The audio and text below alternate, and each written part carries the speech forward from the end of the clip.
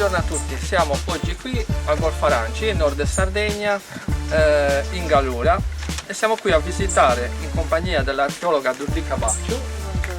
Buongiorno a te, grazie. E andremo a parlare di questo magnifico pozzo, il pozzo di Milis. Allora, questo è un pozzo che risale alla metà del bronzo medio, diciamo, ma è stato frequentato anche successivamente, cioè ha una lunga frequentazione questo pozzo. Sì, ma non solo, noi stiamo parlando di un bene culturale che può essere datato dal 1300 a.C. fino più o meno al 900, ma se andiamo fino ai tempi nostri, relativamente fino ai tempi nostri, possiamo anche vedere il pozzo come punto di rifornimento, soprattutto per l'acqua potabile per quanto riguarda le navi della seconda guerra mondiale, quindi quando vi era difficoltà di approvvigionare l'acqua o di avere l'acqua a portata di mano si veniva qua, perché l'acqua era potabile, come in quasi tutti i pozzi della Sardegna. I pozzi sacri vengono scelti appositamente per quello, nonostante sia a pochi passi dal mare, perché siamo veramente relativamente pochi passi dal mare. L'importanza di questo sito è fino ai giorni nostri, perché come ti dicevo prima, come dico anche a voi spettatori, questo pozzo fino a poco tempo fa aveva un'autoclave e quindi veniva tirata l'acqua fino a qualche giorno fa. Ecco, quindi immaginiamo un lavoro che ha quindi più o meno un 3000 anni, 3500 sì. anni, che questo pozzo ha 3500 anni, fino a qualche tempo fa veniva ancora utilizzato per tirare l'acqua, cioè per usare l'acqua anche in periodo di guerra, come ci hai detto te. Sì, ma abbiamo anche una testimonianza nelle ultime compilazioni per quanto riguarda il SITAG, che è un testo molto importante per gli studiosi, dove nel 1989 il compilatore della scheda del pozzo parla proprio della pompa che serviva per produrre l'acqua per l'asilo che stava qua vicino, quindi che i bambini avevano il diritto all'acqua e utilizzavano il pozzo. Questa è la sua funzione. Quindi questo pozzo, cioè, è nato 3000-3500 anni fa, è stato usato in tutti i periodi, quindi nel periodo del bronzo, nel periodo del ferro, l'hanno usato i romani. Esatto, sì, hanno usato i romani, l'avranno usato probabilmente anche nel Medioevo, perché lo sappiamo benissimo, a parte che qua siamo sempre vicino al mare, quindi come c'era il porto oggi, probabilmente c'erano degli scali anche in antichità, è una zona molto importante e quindi l'unica maniera per saperlo, per avere dati certi, anche perché dal punto di vista scientifico gli scavi si sono svolti più o meno intorno all'89, secondo 1889, secondo la Società Adriatica di Scienze Naturali, e poi probabilmente qualcosa è stato fatto o distrutto anche durante la costruzione della ferrovia che abbiamo qua, quindi il pozzo era conosciuto e il monumento esisteva già, però le notizie sono molto scarne, questo è il problema, quindi sono contenta come archeologa e come operatrice del turismo che questo pozzo venga finalmente scavato e vengano date quelle notizie che ancora ci mancano. Che probabilmente scavando, sistemando si aggiungono dei tasselli in questo puzzle che ha davvero pochi tasselli. Sì, ha pochi tasselli. Allora, diciamo che abbiamo la fortuna di guardare nell'architettura un simile o un gemello del pozzo di Olbia che abbiamo già frequentato insieme, abbiamo fatto l'intervista insieme, quindi diciamo che dal punto di vista strutturale e architettonico possiamo avere dei riferimenti certi. Ci sono studiosi come Lilio, ci sono studiosi come Conto che già lo classificano, sanno già come probabilmente era e come è ancora oggi, però magari ci mancano quelle piccole tessere, come dicevi tu, per darci una visione globale del momento. Sì. Allora, da quello che so io, questo pozzo qua è stato scavato per la prima volta già nel finale dell'Ottocento. Sì, esatto, sì. Le notizie che noi abbiamo sono dell'889, come ti dicevo prima, e sono gli anni dove in Sardegna arrivano dei grandi navigatori, arrivano dei grandi geografi, arrivano dei grandi storici, conoscitori che vogliono, i grandi viaggiatori della Sardegna, i famosi viaggiatori della Sardegna che consiglio a tutti quanti di comprare i libri e leggerli, perché veramente hanno una visione della Sardegna che noi oggi ci siamo persi, e molto spesso vengono descritti anche monumenti. Ma soprattutto in questo caso la notizia è certa perché è data dalla Società Adriatica delle Scienze Naturali, quindi un ente basato su quello, e probabilmente per quanto riguarda le scienze naturali niente vieta che sia stato fatto anche per lo studio del contesto della zona, anche per la costruzione della ferrovia, perché secondo gli studi e secondo i dati, il tratto viene aperto qua nel 1° luglio 1883, cosa del genere, e quindi c'è bisogno anche di controllare cosa c'è per fare la ferrovia, anche perché se noi continuiamo la ferrovia finisce, quindi questo è adesso oggi è un binario morto, serviva per il deposito dei treni, e quindi sia dal punto di vista scientifico come l'Istituto di Scienze Naturali, sia dal punto di vista storico della storia delle ferrovie noi possiamo avere qualche notizia. E ritornando a te che mi dicevi prima che probabilmente qua c'era un cortile come quello di Sattesta, essendo un gemello, considerato un gemello, probabilmente è stato distrutto proprio per la costruzione della ferrovia. La notizia di questo finanziamento è una cosa più che ottima, cioè stiamo passando da quanti anni? Cioè dalla seconda guerra mondiale fino ad oggi sono passati una settantina di anni, davvero tanti anni, sarebbe ora di un po' sistemarlo, non solo, ma valorizzarlo significa anche farlo vedere alle persone in sicurezza, con persone che sono qui, magari ve lo spiegano, con delle guide, giusto? Esatto, assolutamente, è un pozzo che va scavato, va studiato, le informazioni vanno condivise perché oggi c'è la famosa archeologia pubblica, quindi il diritto, cioè il pubblico ha il diritto di conoscere cosa si sta scavando, cosa si sta trovando, quindi qualsiasi cittadino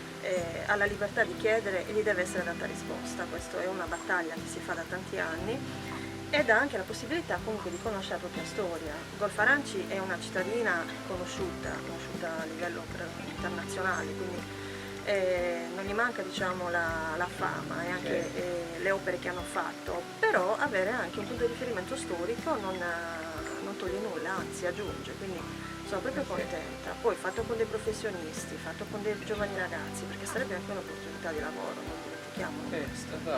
Esatto.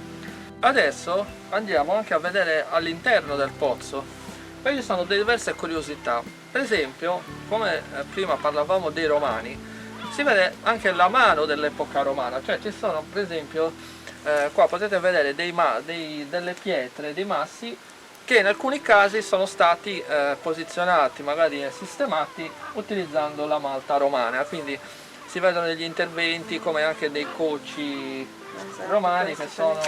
Se vediamo qua sopra, ecco qua, abbiamo dei residui. sono dei residui di epoca romana. Sì, penso che siano fondi di anfore. Esatto. Sì, stati inseriti qua, abbiamo già anche le tracce di cemento, quindi sono stati fatti probabilmente in epoca recente, perché ricordiamo anche al pubblico che qua prima comunque c'era un cancello per motivi di sicurezza, quindi questi È stato un po' sistemato, ritoccato, esatto, sì. però ci sono proprio i coci attaccati nelle murature, e si vede anche la mano dei romani. Quindi adesso andiamo all'interno e andiamo a vedere un po' uno splendore, perché c'è un sistema di doppia scala che è davvero incredibile, è bellissimo da vedere. Andiamo dentro. Allora adesso siamo dentro al pozzo, meraviglioso, perché adesso qui la dottoressa ce lo spiega perché è di un'architettura incredibile, direi perfetta, ma vi dico subito una cosa, l'acqua è di una trasparenza incredibile, quindi mi immagino perché qua tiravano l'acqua, venivano i romani, i medievali, insomma da 3000 e passa anni vengono sempre qui a utilizzare quest'acqua perché è incredibile. Non so, può essere che sia anche bevibile, così no, però certo. Diciamo è acqua, penso... Sì, anche perché a differenza di Coriolbia, se noti ha meno presenza di animali, Esatto. meno piante, quindi è un altro, anche se la falda è uguale, perché anche questo è un pozzo che ha l'acqua 365 giorni all'anno, come vedi, ok. e quindi ha preso una falda e ha l'acqua di continuo, ma non solo, probabilmente ha anche come si dice, un sistema per drenare l'acqua quando il pozzo diventa troppo pieno, il sistema è troppo pieno, allora ha dei buchi laterali, probabilmente alla camera del pozzo, che fanno uscire l'acqua per questioni di sicurezza. Non dimentichiamoci che comunque stiamo parlando di persone che erano molto intelligenti, noi siamo convinti che l'intelligenza Quindi già sia in arrivata... epoca nuragica, quando loro hanno costruito questo già pensavano a questi stratagemmi. Assolutamente.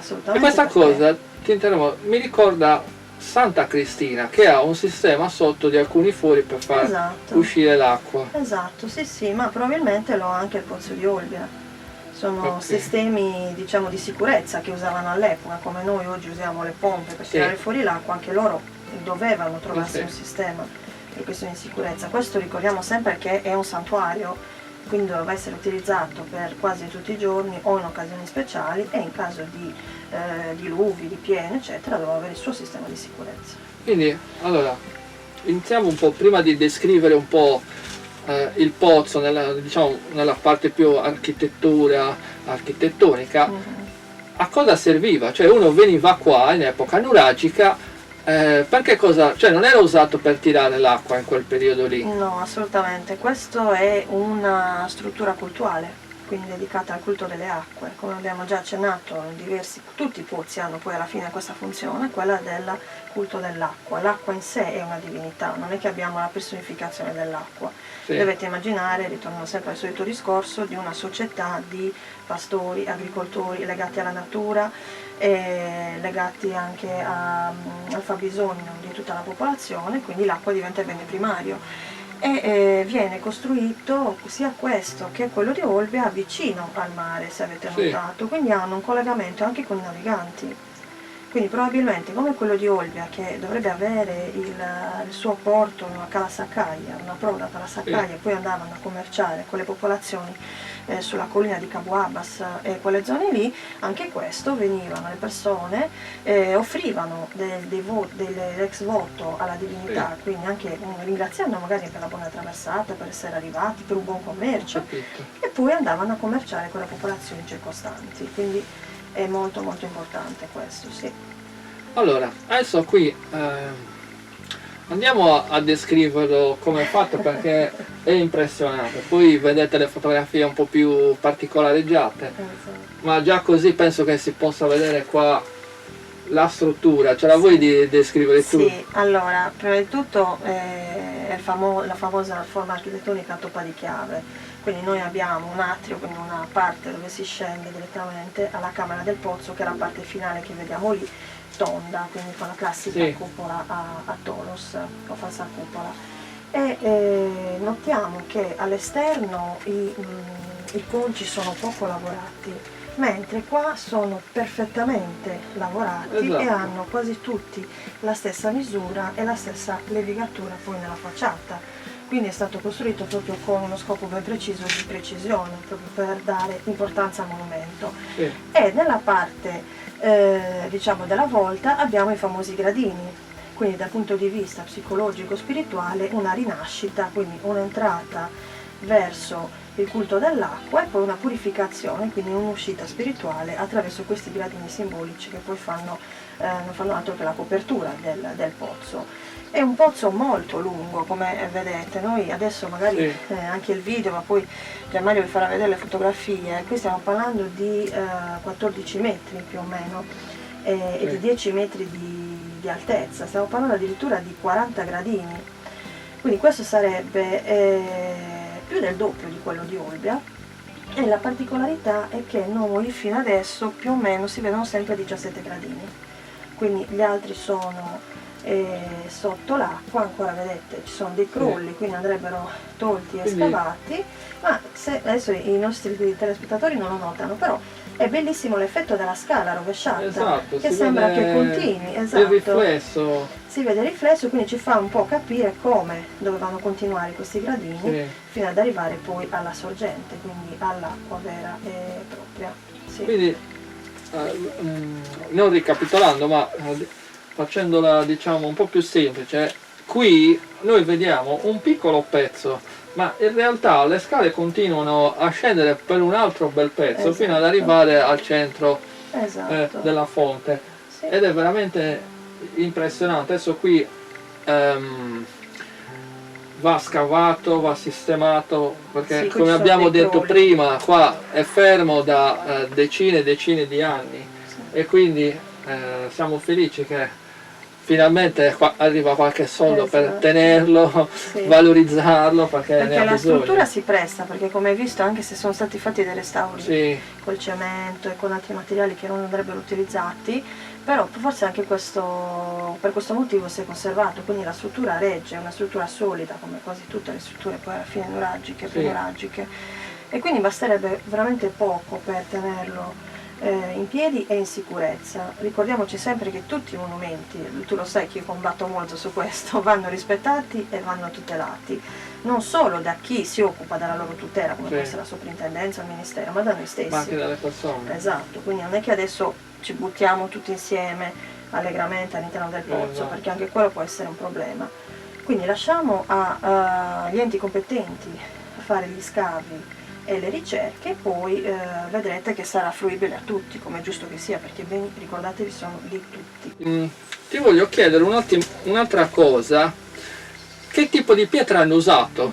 Cioè, che pietre sono queste? Allora, la maggior parte, diciamo che il 90% del monumento è di scisto. Il scisto è tipo questa tipologia di roccia qua, che poi al sole, esatto, quella che brilla. Brilla. La conosciamo per quello. Poi hanno piccole quantità di calcare, probabilmente provenienti dall'isola di Tavolare, dalle isolette che abbiamo qua, e poi poca presenza di granito, al contrario invece di quello di Olbia che abbiamo più presenza di granito, quindi diciamo che l'intera struttura è fatta in scisto, questa è la loro pietra principale, sì. Possiamo dire che probabilmente quando è stato costruito questo era contemporaneo a quello di Olbia, per esempio? Ma io credo di sì, perché evidentemente all'epoca c'era bisogno di costruire due santuari principali importanti in due punti di approdo importanti, che potevano essere questo, quello di Olbia, su Trambuccone, e poi il pozzo di Cugnana. Non so se ci siete mai andati. No, lì non siamo mai andati. C'è anche il pozzo di Cugnana, e poi c'è addirittura un altro, Sarancio, che è scomparso. Se il Panedda lo descrive tra i 4 pozzi più importanti, però poi nomina questo Sarancio che dice che è scomparso, quindi già non è più visibile all'epoca del Panedda. Quindi anche visto che siamo nella costa nord orientale, probabilmente sono i 4 o 5 santuari fondamentali che poi si suddividono le federazioni, comunque le piccole comunità che si andavano a creare.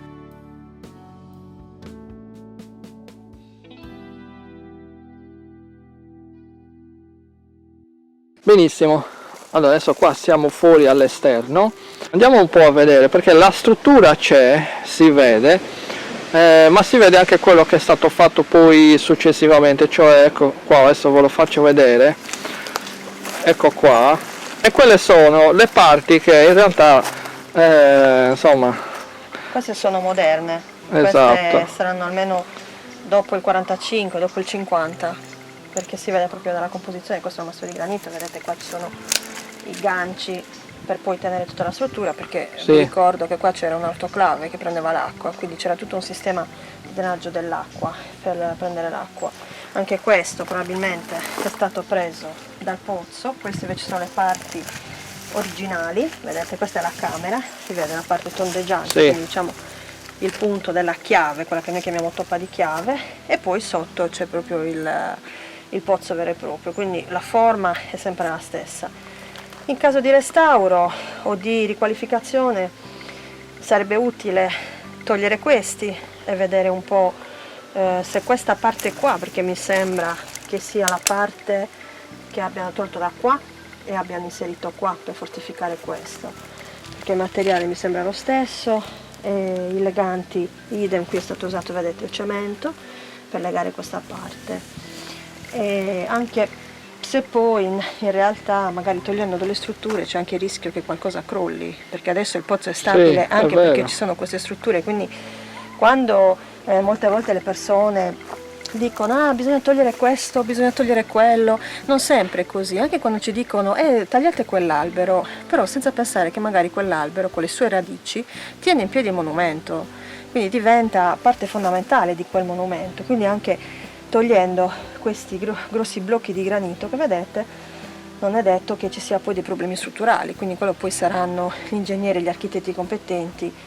che lo valuteranno in base ai calcoli. Allora adesso vi faccio vedere una cosa, ecco qua, qua si vede una lastra di metallo che va a coprire un buco, un foro enorme, che come ci diceva qui è stato completamente modificato per tirare l'acqua in tempi successivi abbastanza recenti, giusto? Esatto, sì. Non saliamo sul monumento perché sui monumenti non si sale per 1000 motivi che non stiamo qua a dirvi, però si nota all'interno del pozzo una copertura di laterizi rossi, quindi di mattoncini rossi, che poi possiamo anche classificarli come questi, giusto per far capire al nostro pubblico, questa tipologia esatto. qua che ricopre l'intera canaletta e si vede da questo piccolo foro che abbiamo qua, quindi è stato in qualche maniera forse rinforzato proprio per tenere queste nuove strutture moderne che doveva ospitare. E poi nella profondità invece si vede l'allargamento della camera, quindi riporta la sua origine.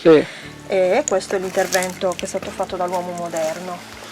Allora qui adesso andiamo a vedere nell'atto e si vede proprio la forma della struttura originale, eccola qua. Esatto, quindi ecco qua si vede le pietre scisto, che sono questa tipologia di pietre qua che vedete sono fatte a strati, sono brillantinose al sole. Poi abbiamo il granito, che tutti noi conosciamo, il nostro granito di Gallura, sono queste rocce qua, e poi qualche volta capita di vedere qualche calcare. C'è questo per esempio, qui ci sono dei quarzi, vedete, inseriti, quindi diverse tipologie di rocce, ma quella che ricopre tutto il monumento è sempre lo scisto, quindi l'altro principale. E questa è già la parte della scala, quindi abbiamo lasciato il pozzo con la parte tondeggiante che Gianmario può anche riprendere dietro di lui, quindi lasciamo il pozzo e iniziamo. Esatto, eccolo qua. Esatto, da questa parte qua invece la scala che abbiamo visto prima, che non è una semplice scala, ma è l'accesso a un mondo spirituale, a un mondo cultuale. E il sistema della scala viene addirittura rinforzato, perché questo che voi vedete, dove io sto mettendo le mani e poi si nota benissimo dove c'è questo piccolo crollo, è un rinforzo che viene fatto alla struttura principale delle scale, un po' come succede anche alle tombe dei giganti che hanno quei rinforzi. Ed eccoci qua, e qua siamo tornati all'ingresso. Esatto. Eccolo qua. Quindi l'avete visto, la parte di sopra è crollata o è stata tolta, quindi non finiva così, ma finisce con i classici, può finire anche a triangolo, i classici pozzi, oppure tagliato senza la punta del pozzo, ed è molto interessante. Anche questo, vedete, per fortuna hanno conservato queste pietre che riportano un po' anche l'altra particolarità, quindi poi magari queste pietre potranno essere utilizzate in fase di restauro per essere di nuovo assemblate e inserite nel contesto del monumento. Allora, siamo qui alla conclusione di questo bellissimo viaggio, sempre in compagnia dell'archeologa Lourdes Cabaccio. Ti ringrazio davvero tantissimo. Io grazie a te per la fiducia e per questa occasione di comunicare i beni culturali, di farli in maniera semplice, chiara e diretta. E questo è importante perché poi sono le maniere più veloci per arrivare alla gente, quindi va benissimo, ti ringrazio tanto. Vi ricordo che siamo qui al Pozzo Sacro Milis in Golfo Aranci, in Gallura. Tra l'altro qui a Golfo Aranci non c'è solo lui di bellezza, diciamo, turistica, ma ci sono tantissime altre cose, perché voglio ricordarvi che qui a pochissima distanza c'è anche la casa di Guglielmo Marconi, a cui io tengo tantissimo. Anche lì andrebbe un po', diciamo, valorizzato meglio, ma non entriamo troppo, non approfondiamo troppo perché mi dispiace questo argomento qua, però bisogna dirlo, diciamolo, andrebbe valorizzato, quindi gli enti preposti, il FAI, chi per lui, la soprintendenza, privati, perché noi ci dimentichiamo sempre dei privati, ma ci sono anche dei magnati che hanno voglia di investire i loro soldi nella cultura e nella valorizzazione, quindi perché no? Sì, perché diciamo, bisogna un po' chiarire una cosa. Allora, cultura e questi monumenti non è che sono solo per ricordare il passato di 2000 anni fa, o come la casa di Guglielmo Marconi per ricordare un suo esperimento, ma cultura significa soldi, andiamo subito in modo diretto. Cultura è legato molto ai soldi. C'è un articolo che ho scritto nei giorni scorsi dove il titolo è "Cultura vuol dire soldi". C'è una notevole percentuale di persone che viaggia e fa il turista non cercando la spiaggia, ma cercando storia. Esatto, condivido, confermo. Quindi valorizzare questi posti significa soldi. Soldi significa che qui non c'è nessuno in questo momento, ma ci potrebbero essere 3 persone lavorando, cioè la guida, il bigliettaio, il giardiniere, perché bisogna anche tenerli. Quindi è tutto un giro di soldi, di economia, Esatto. che è un'economia locale, quindi qui ci sarebbero 3 posti in più, 4 posti in più in questo posto qua. Immaginiamo in tutta la Sardegna con gli oltre 7000 nuraghi, più tutte le altre cose, pozzi sacri, tombe dei giganti, i romani, il medioevo, cioè ragazzi, no, moltiplichiamo questi 3, anche solo 3 posti o 2 posti per tutti questi luoghi, è un'economia, quindi bisogna capire che vuol dire soldi. Ma si possono anche presentare progetti, quindi anche se magari uno Esatto. non è guida, quindi magari in teoria non Sì. potrebbe lavorare, non potrebbe spiegare il pozzo, però si occupa di valorizzazione dei beni culturali, Esatto. ha un bel progetto con le scuole, con gli anziani, con diversamente abili. E anche quello è un'economia, perché tu per fare quel progetto, Sì. per portare quel gruppo ti fai pagare e quindi potrebbe rientrare anche in quello. Quindi dimentichiamoci sempre l'archeologo, la guida, eccetera. C'è tutto un sistema, c'è tutto un mondo dietro, e già Mario Esatto. ne sa sicuramente più di me. Quindi bisogna guardare questi siti non solo per la salvaguardia della storia, che è importante perché la memoria storica è fondamentale per l'essere umano e ce ne siamo accorti forse durante il Covid di quanto abbiamo bisogno delle nostre radici, ma è importante per il futuro, per l'economia dei nostri giovani poi alla fine. Esatto. Ok, quindi venite qui a vedere questi luoghi magnifici. Io vi saluto, ringrazio la dottoressa archeologa Durdica Bacciu, grazie a te e ci vediamo alla prossima. Ciao! Ciao a tutti!